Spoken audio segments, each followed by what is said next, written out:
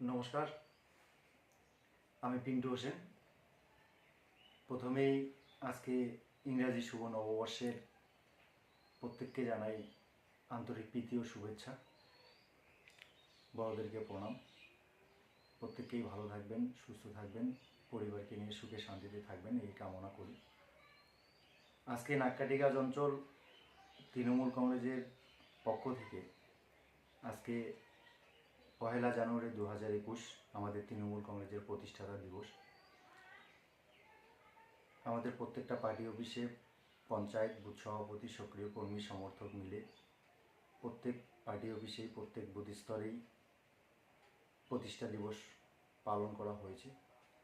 তাদেরকে আমার আন্তরিক অভিনন্দন ও শুভেচ্ছা শুভ নববর্ষের জানাই। তারা সকলে ভালো থাক, তাদের পরিবারকে নিয়ে সুখে শান্তিতে থাকে, এই আশা এবং আকাঙ্ক্ষা আমি ভগবানের কাছে রাখি, প্রার্থনা করি।